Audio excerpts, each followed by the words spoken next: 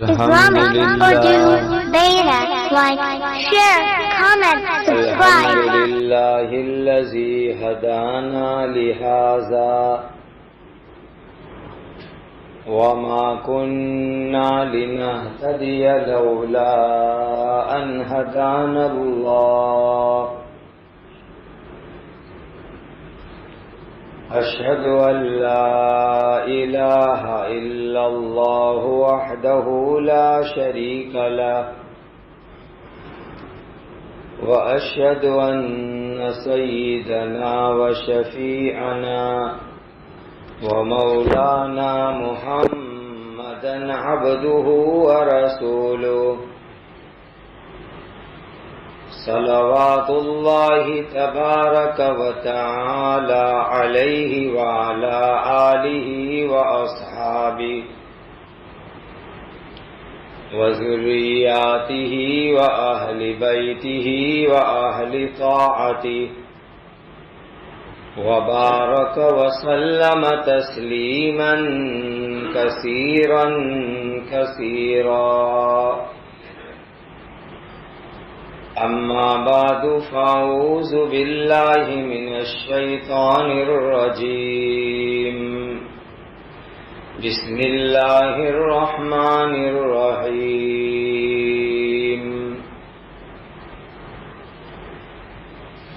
لقد جاءكم رسول من أنفسكم عزيز عليه ما عنتم حريص عليكم بالمؤمنين رؤوف رحيم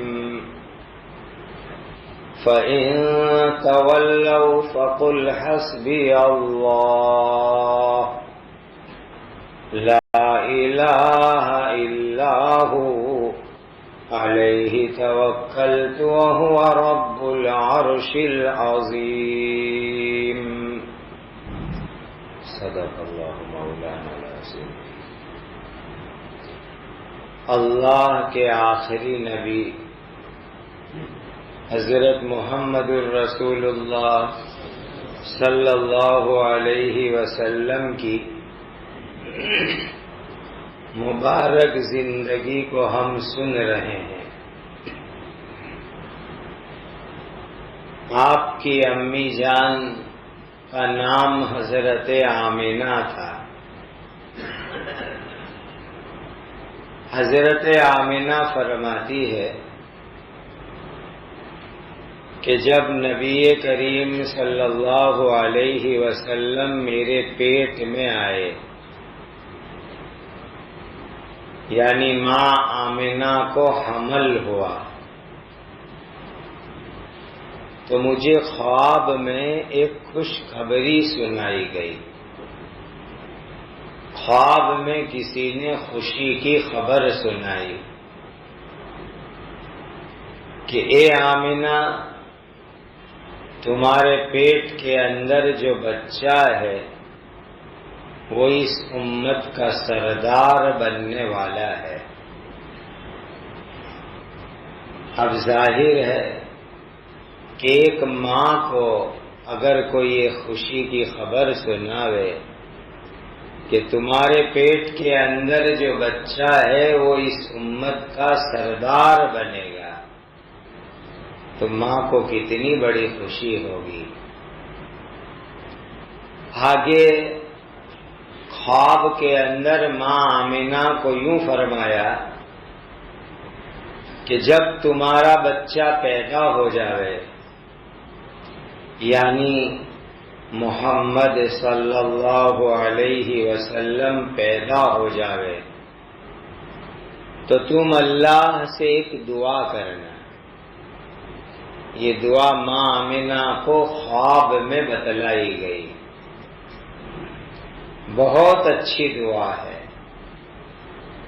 ہمارے گھروں میں عورتیں بہنیں یہ یاد کر لیں، جس کسی کے گھر میں بچہ ہوئے تو یہ دعا پڑھے، اعیذہ بالواحد من شر کل حاسد۔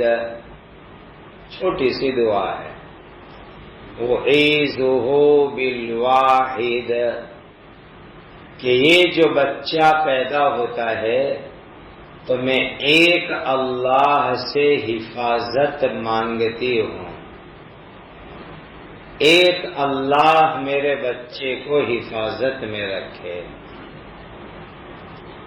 من شر کل حاسد، جتنے لوگ بھی حسد کرنے والے ہیں ان حسد کرنے والوں کی شرارت اور تکلیف سے اللہ میرے بچے کی حفاظت فرمائے۔ یہ چھوٹی سی دعا ہے لیکن بہت کام کی دعا ہے۔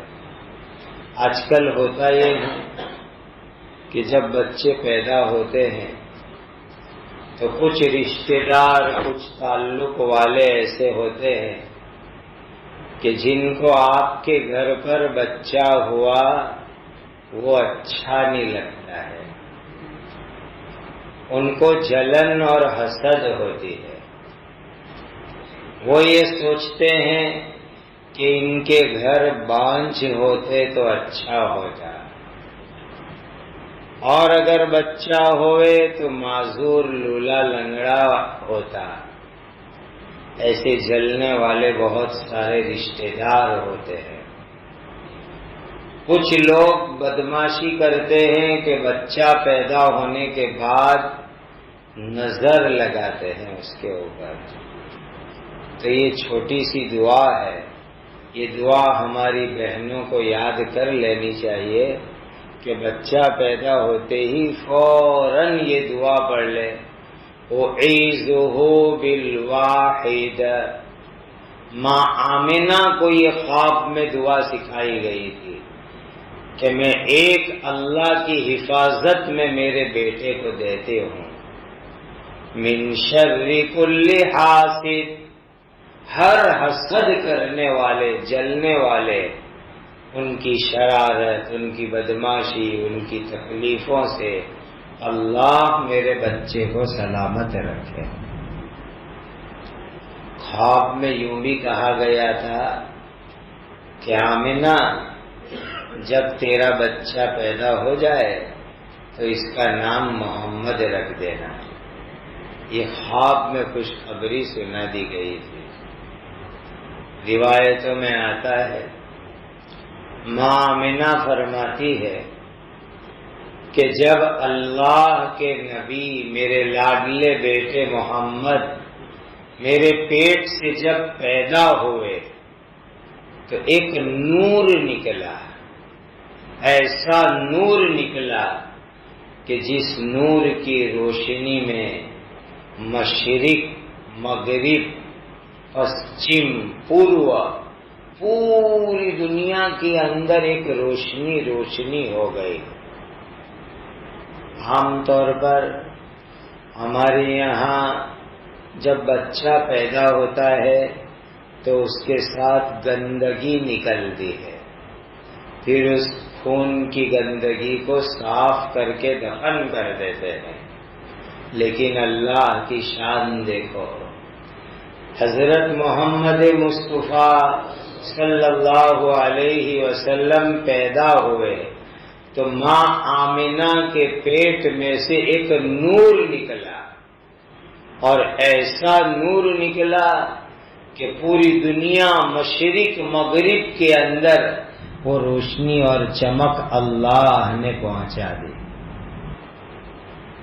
آپ جب پیدا ہوئے تو دونوں ہاتھوں سے زمین کے اوپر سہارا لیا، ٹیک لگایا، اور کہتے ہیں کہ اللہ کے جتنے بھی نبی پیدا ہوئے، ہر نبی کی پیدائش کے وقت پر نبی کی ماؤں کو اللہ نور دکھلاتے تھے، ہر نبی کی پیدائش کے اوپر، کہ نبی جو ہدایت لے کر آتے ہیں وہ نور ہی نور اور روشنی ہی روشنی ہوتی ہے۔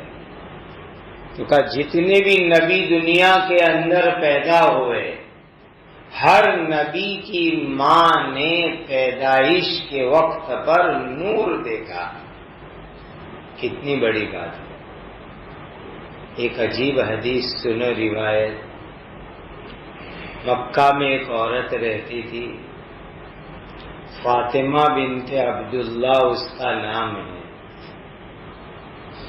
یہ عورت عجیب بات کہتی ہے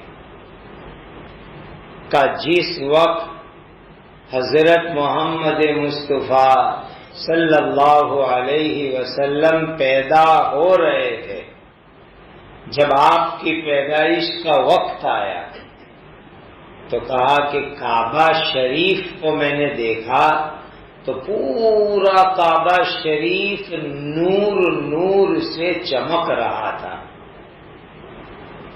کعبہ شریف کے اوپر نورانیت آ گئی تھی. ایسے بھی کعبہ پر نور ہوتا ہے. اور جب ہمارے نبی جی پیدا ہو رہے تھے اس وقت کعبۃ اللہ کے اوپر، کعبہ پر اسپیشل کوئی نورانیت اللہ تعالی کی طرف سے آ گئی. پھر فاطمہ کہتی ہے چونکہ حضور رات کے آخری وقت میں پیدا ہوئے تھے، صبح صادق کے وقت پیدا ہوئے تھے، تو یہ ماں فاطمہ کہتی ہے، حضرت فاطمہ، کہ ایک تو کعبہ کے اوپر نور ہو گیا، دوسری بات یہ ہوئی کہ آسمان کے اوپر جو ستارے ہیں، تارے ہیں، حضور کی پیدائش کے وقت پر یہ تارے نیچے آ گئے. اتنے نیچے آ گئے کہ فاطمہ کہتی ہے کہ مجھے تو ایسا لگا کہ آسمان کے ستارے سب میرے اوپر گر جائیں گے، سارے ستارے میرے اوپر آ جائیں گے. اتنے نیچے نیچے یہ ستارے آ گئے جب حضرت نبی کریم صلی اللہ علیہ وسلم پیدا ہو رہے تھے.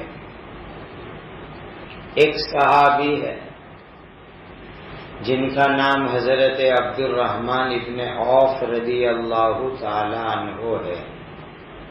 بڑے مالدار صحابی ہے.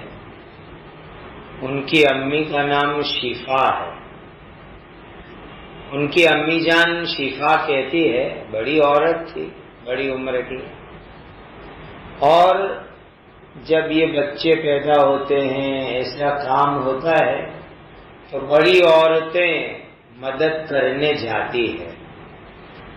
تو حضرت عبد الرحمن کی امی شفا کہتی ہے کہ جب آمنہ کو، مائی آمنہ کو حضور کی پیدائش ہو رہی تھی تو میں گئی وہاں. جب اللہ کے نبی صلی اللہ علیہ وسلم پیدا ہو گئے تو میرے ہاتھ میں نے لیا. جب میں نے ہاتھ میں لیا تو بچے پیدا ہونے کے بعد کچھ آواز کرتے ہیں، روتے ہیں، کچھ آواز کرتے ہیں. اگر نہ روئے تو گھر والے اور ڈاکٹر ٹینشن میں رہتے ہیں کہ یہ تو پیدا ہونے کے بعد رویا ہی نہیں، بولا ہی نہیں، چلایا ہی نہیں. بچے روتے ہیں، کچھ بولتے ہیں. تو کہا، شفا کہتی ہے کہ جب نبی کریم صلی اللہ علیہ وسلم پیدا ہوئے اور میں نے اپنے ہاتھ میں لیا اور حضور کی جب آواز نکلی تو غیب سے ایک آواز آئی، رحمک اللہ، اے بچے محمد صلی اللہ علیہ وسلم، اللہ تمہارے اوپر رحم فرماوے، اللہ تمہارے اوپر رحم فرماوے. ایک غیبی آواز آئی کہ جیسے ہی میں نے حضور کو اپنے ہاتھ میں لیا یہ غیبی آواز سنائی دی کہ اللہ آپ کے اوپر رحم فرماوے. اور یہی بات ہوئی کہ اللہ نے ہمارے حضور پاک صلی اللہ علیہ وسلم کو رحمت ہی رحمت بنایا. خدا کی طرف سے آواز آ گئی ہوگی کہ اللہ آپ پر رحم فرماوے. آپ نے پیچھے سنا کہ ماں حلیمہ کے یہاں نبی کریم صلی اللہ علیہ وسلم دودھ پینے کے لیے تشریف لے گئے تھے. ماں حلیمہ کے گھر دودھ پلانے کے لیے بھیجا. حضرت حلیمہ کہتی ہے بہت خیال رکھتی تھی حضور کا، کہیں جانے نہیں دیتی تھی، دور دور قریب قریب میں جانے دے رہے. حضور کی ایک دودھ بہن تھی شیما نام کی. حضرت حلیمہ کی بکریاں چرتی تھی. ایک دن بالکل دوپہر کا وقت، سخت گرمی کا وقت، اور حضور کی دودھ بہن شیما اور حضور دونوں دھوپ کے وقت گھر سے نکلے اور نکل کر کے جو ہے جنگل میں جدھر بکریاں چر رہی تھی وہاں پہنچ گئے دونوں چھوٹے چھوٹے. اب ماں حلیمہ پریشان کہ میرا بیٹا محمد کہاں گیا، حضور کہاں چلے گئے. تو حلیمہ سخت گرمی کے اندر تلاش کرنے نکلی، ڈھونڈنے کے لیے نکلی. ڈھونڈتے ڈھونڈتے جہاں بکریاں تھی وہاں حضرت حلیمہ پہنچ گئی. تو حضرت حلیمہ نے جا کر پہلے اپنی بیٹی شیما کو ڈانٹا، وہ تھوڑی بڑی. شیما، یہ محمد کو لے کر تو جنگل میں کہاں آ گئی اتنی گرمی کے وقت پر؟ گھر میں رہنا چاہیے. تو شیما کیا جواب دیتی ہے ماں حلیمہ کو؟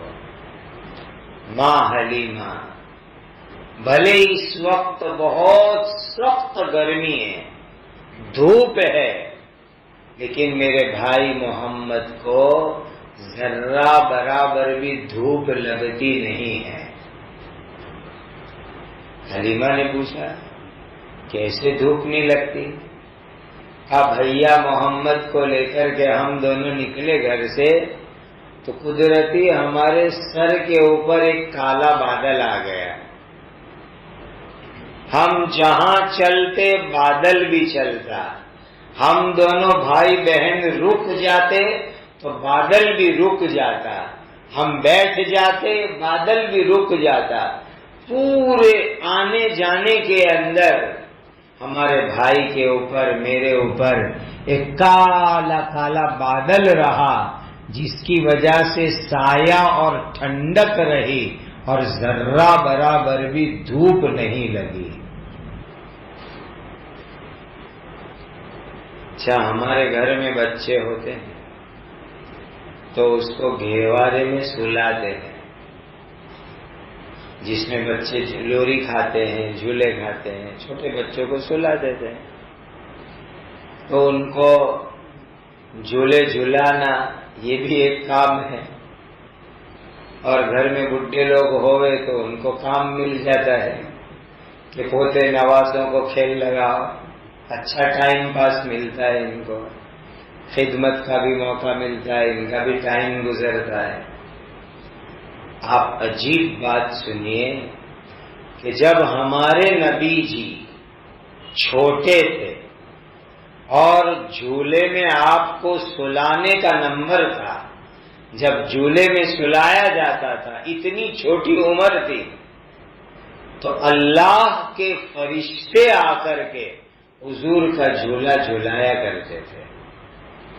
کسی انسان کو جھولا ہلانے کی ضرورت نہیں پڑتی تھی، فرشتے آتے تھے اللہ کے یہاں سے اور وہ جھولا جھلاتے تھے.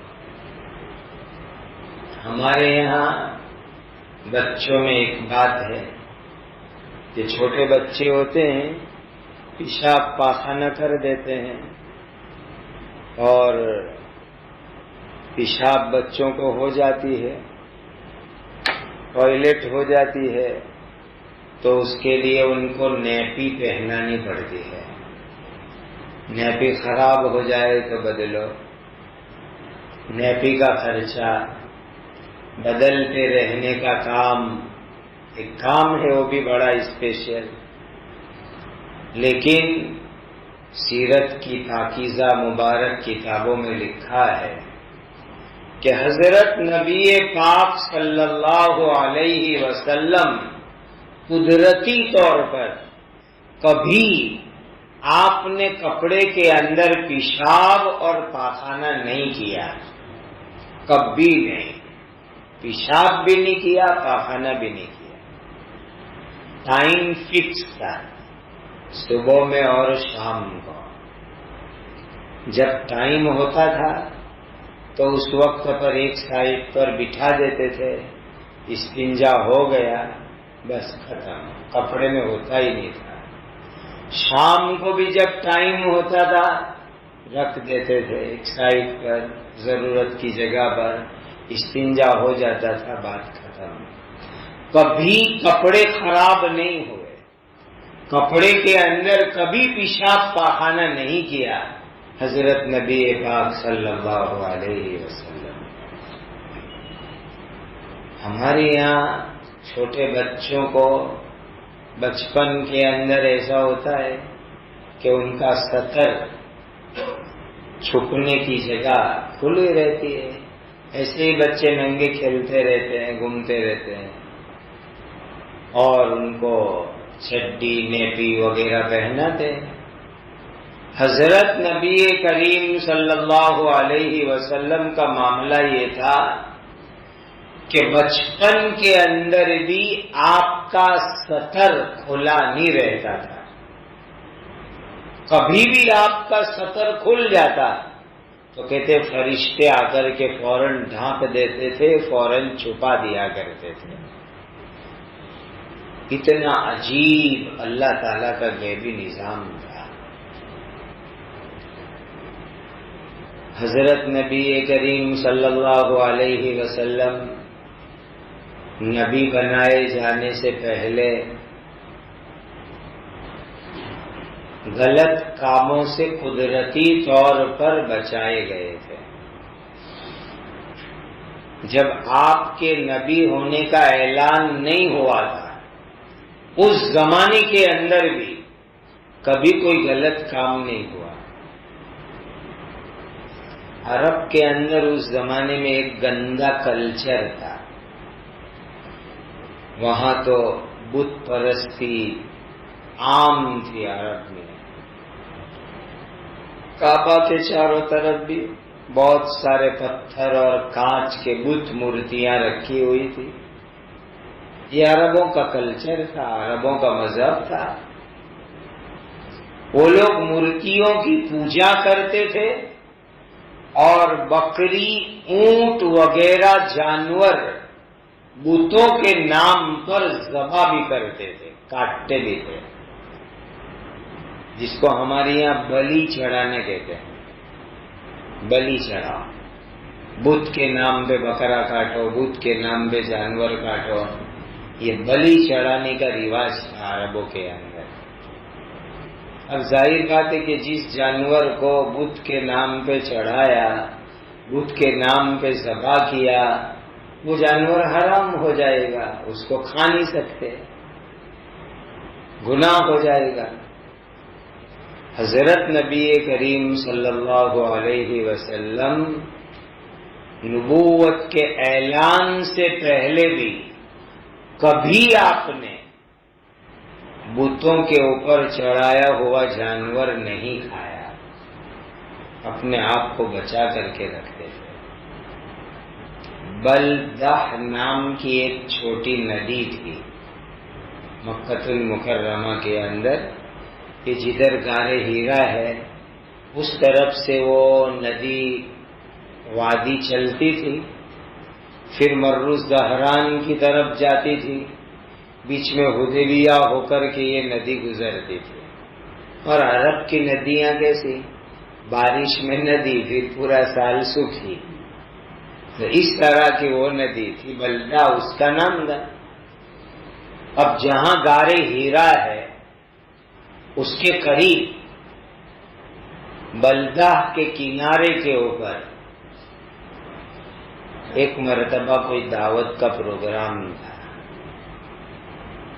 ایک آدمی جن کا نام ہے زید بن عمرو بن نفیل،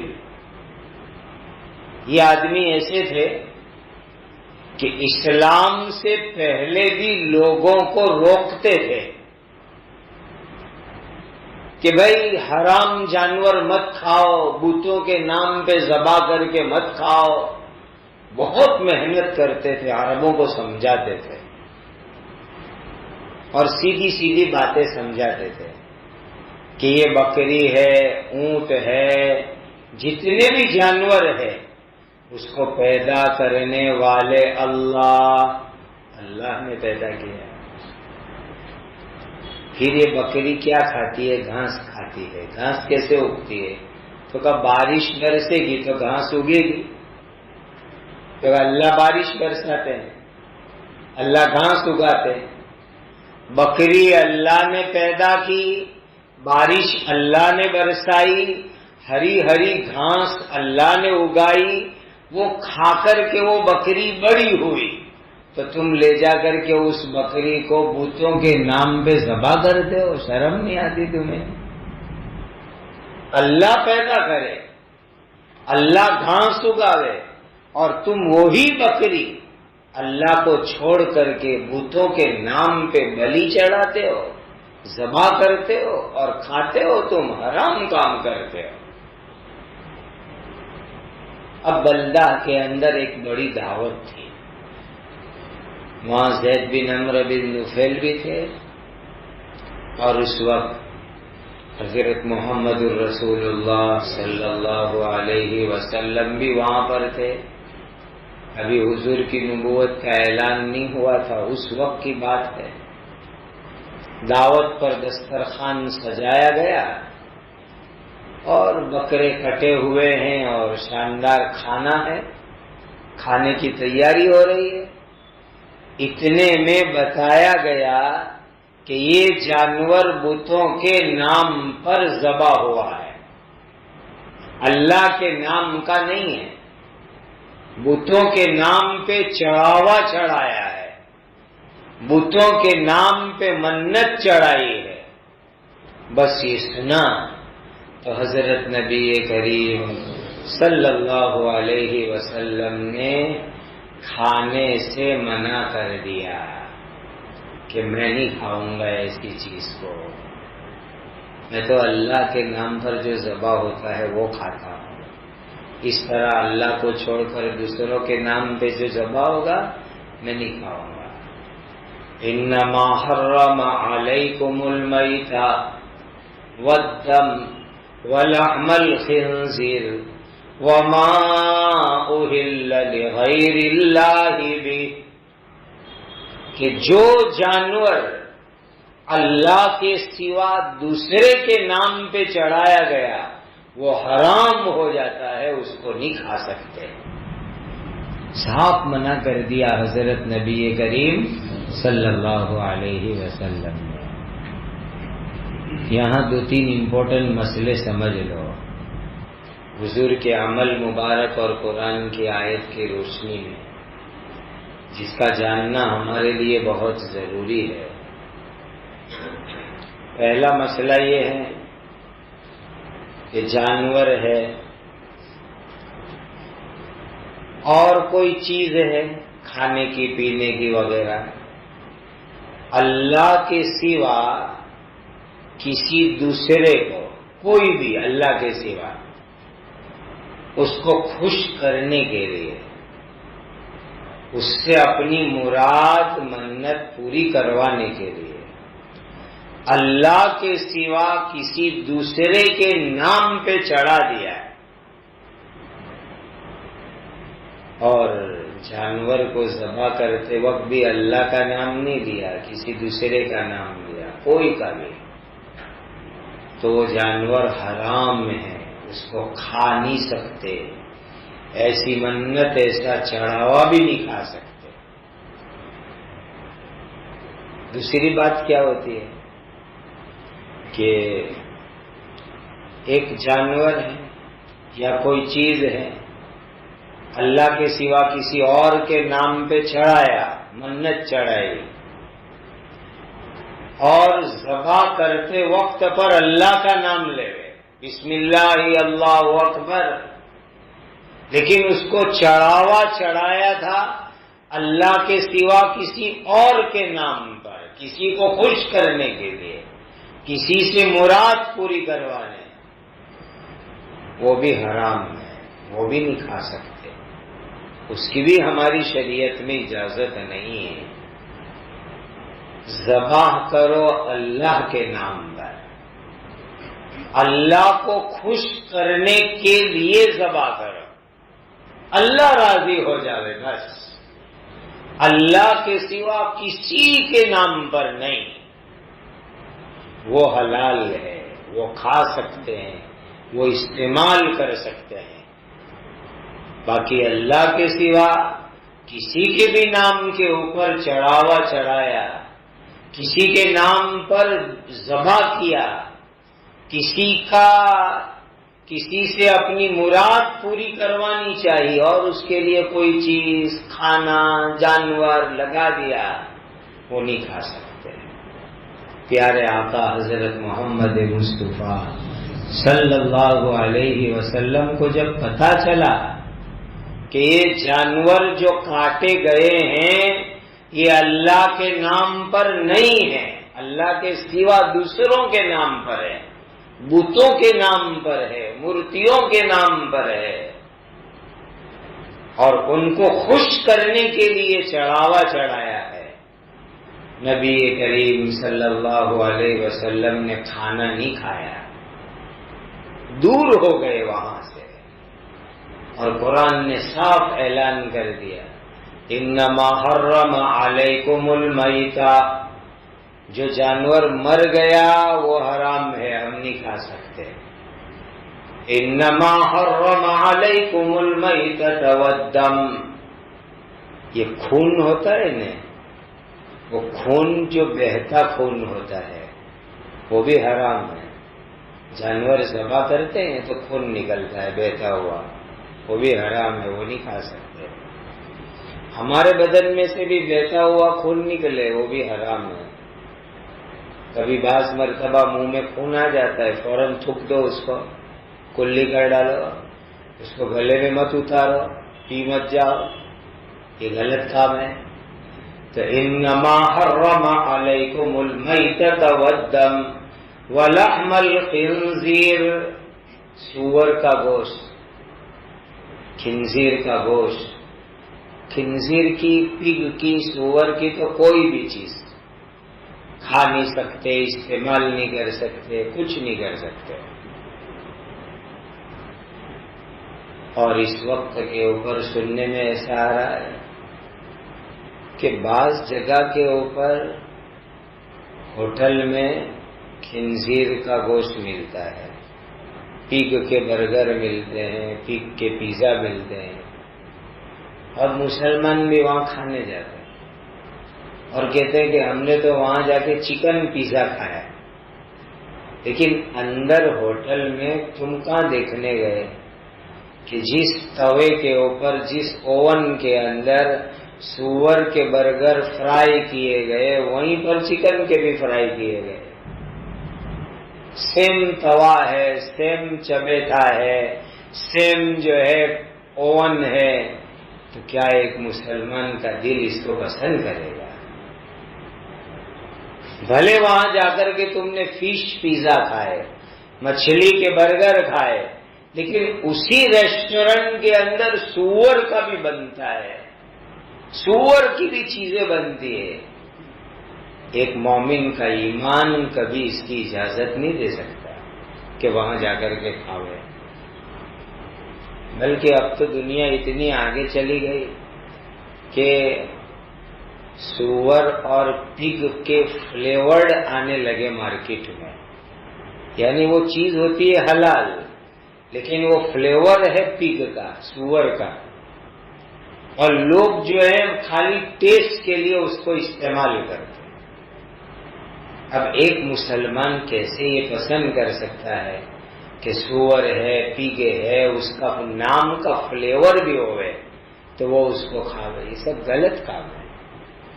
انما حرم علیکم المیت والدم ولحم الخنزیر وما اہل لغیر اللہ بہ، اللہ کے سوا کسی دوسرے کو راضی کرنے کے لیے، خوش کرنے کے لیے، اس سے مراد پوری کروانے کے لیے منت چڑھاوا اگر چڑھایا تو اس کو بھی نہیں کھا سکتے۔ قرآن میں اعلان کیا کہ وہ حرام ہے۔ جو ایک اللہ کے نام کا ہوگا، اللہ کو راضی کرنے کے لیے ہوگا، اللہ کو خوش کرنے کے لیے ہوگا، وہ کھاؤ۔ فَكُلُوا مِمَّا ذُكِرَ اسْمُ اللَّهِ عَلَيْهِ، جس پر اللہ کا نام لیا، جو اللہ کو راضی کرنے کے لیے ہے، وہ کھاؤ، اس کو استعمال کرو۔ یہ حضرت نبی کریم صلی اللہ علیہ وسلم کی پاکیزہ اور مبارک تعلیم ہے۔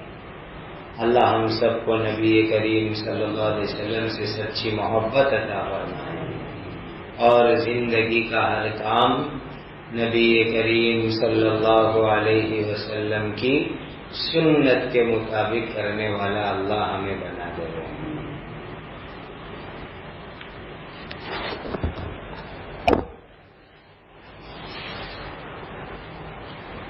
الحمد للہ رب العالمین، سبحان اللہ وبحمدہ، سبحان اللہ العظیم۔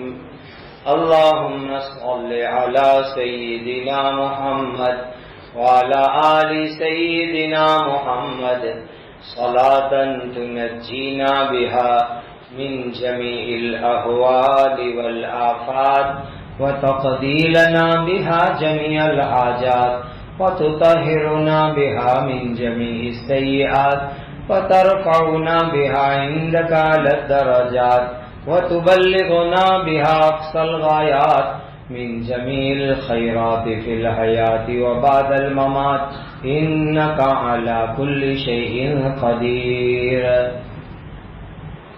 يا ذا الجلال والإكرام، يا ذا الجلال والإكرام، یا ذا الجلال والاکرام، یا ارحم الراحمین، یا ارحم الراحمین، یا ارحم الراحمین، وإلہکم الہ واحد لا الہ الا هو الرحمن الرحیم۔ اللہم اغفر امت سیدنا محمد صلی اللہ علیہ وسلم، اللہم ارحم امت سیدنا محمد صلی اللہ علیہ وسلم، اللہم تجاوز عن امت سیدنا محمد صلی اللہ علیہ وسلم، اللہم اصلح شان امت سیدنا محمد صلی اللہ علیہ وسلم، اللہم اجبر امت سیدنا محمد صلی اللہ علیہ وسلم، اللہم انصر امت سیدنا محمد صلی اللہ علیہ وسلم، اللہم استر امت سیدنا محمد صلی اللہ علیہ وسلم، اللہم انا نسألک رضاک والجنہ، اللہم انا نسألک رضاک والجنہ، اللہم انا نسألک رضاک والجنہ۔ ربنا آتنا فی الدنیا حسنۃ وفی الآخرۃ حسنۃ وقنا عذاب النار۔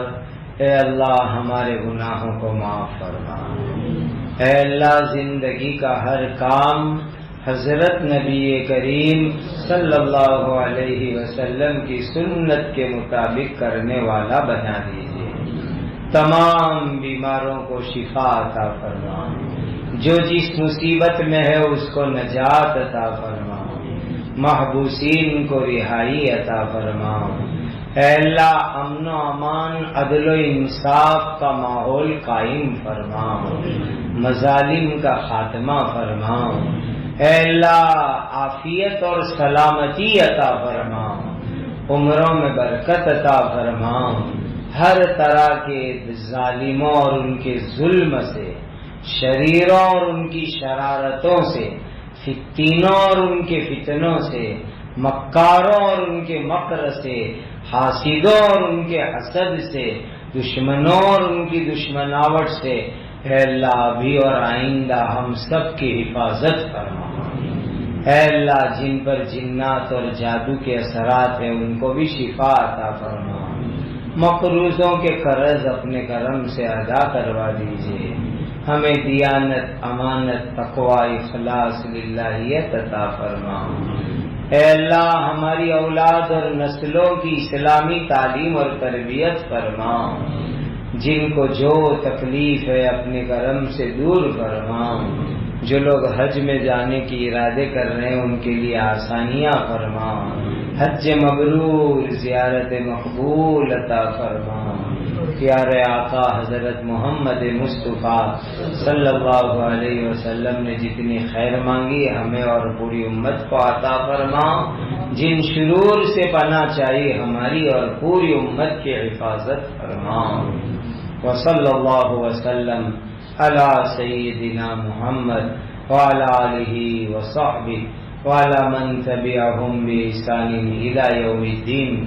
سبحان ربک رب العزت عما یصفون وسلام علی المرسلین والحمد للہ رب العالمین۔